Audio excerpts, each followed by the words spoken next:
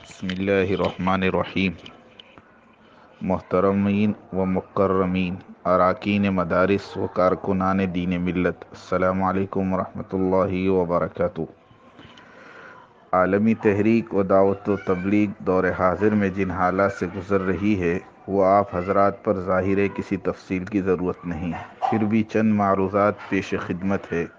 اگر ان پر بھی عمائدین ملت اسلامیہ کی نظر عمیق ہوتی تو عالمی تحریک علماء امت کا موضوع بحث نہ ہوتی۔ سب سے اول گزارش علماء کرام سے یہ ہے کہ جو حضرات دعوت و تبلیغ پر لب کشائی کر رہے ہیں وہ پہلے اپنی تحریک پر غور کریں کہ اگر امت پر ہمارا حقیقی حال واضح ہوگا جس پر ہم نے پردہ ڈالا ہے، مثلاً جمعیت العلماء ہند ہی کا لیجئے کہ عہدے کی طلب میں ایک گھر کے دو افراد نے امت کو دو حصوں میں تقسیم کر دیا اور ہر فریق اپنے کو حق پر سمجھتے ہوئے فریق مخالف کو زیر کرنے کی فکر میں ہمتاً مشغول و مصروف ہے۔ کسی ایک کو احساس نہیں ہوا کہ امت عالمی پیمانے پر بٹ رہی ہے اور غیروں کی ہنسی کا مرکز بنی ہوئی ہے، اور اس تفریق میں علماء نے بڑھ چڑھ کر ووٹنگ کے ذریعے امت کو مولی گاجر کی طرح بانٹا۔ اس اختلاف کا ثبوت کس دلیل سے ہے؟ اسی عہدے کے چکر میں قاری طیب صاحب کو عالمی اہتمام سے حضرت کی بے مثال قربانیوں کو بھلا کر نظام سے بے دخل کر دیا اور علماء، طلباء اور امت کو دو حصوں میں تقسیم کر دیا۔ کیا آج تک دونوں ادارے ایک دوسرے کا چہرہ دیکھنا ناپسند سمجھتے ہیں؟ اس تفریق کا کون ذمہ دار؟ اسی طرح خود دارالعلوم دیوبند کے اندرونی مسائل کا معاملہ کہ اساتذہ گروپ بندی میں بٹے ہوئے ہیں اور ایک دوسرے پر طلباء کے سامنے لعن طعن کا سلسلہ درس حدیث کے دوران ہوتا ہے، اس کے سد باب کی کسی نے فکر کی؟ اسی طرح دارالعلوم میں مالی اعتبار سے کیا کیا چالاکیاں چل رہی ہیں، امت اس سے بے بہرا نہیں ہے۔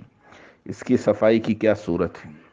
مظاہر العلوم سہارنپور کے صدر محترم کا مالی دھوکہ جس کو امت سے چھپایا گیا، اس کی تلافی کی کیا صورت ہے؟ کسی نے سوچا؟ اسی طرح دارالعلوم دیوبند کے رکن عالم دین و صدر ربانی بانی اشاعت العلوم عقل کنواں نے برسر عام دشمن اسلام کو اسٹیج پر بلا کر مورتی پیش کی۔ اس پر جناب کا اکرام ام المدارس دارالعلوم دیوبند کے اہتمام سے کیا گیا۔ کیا شریعت میں اس مداہنت کی گنجائش ہے؟ اس پر کسی ادارے نے جناب عالی سے متعلق الانسان عبید الاحسان کے تحت فتویٰ نہ منگوایا، نہ کسی نے دیا۔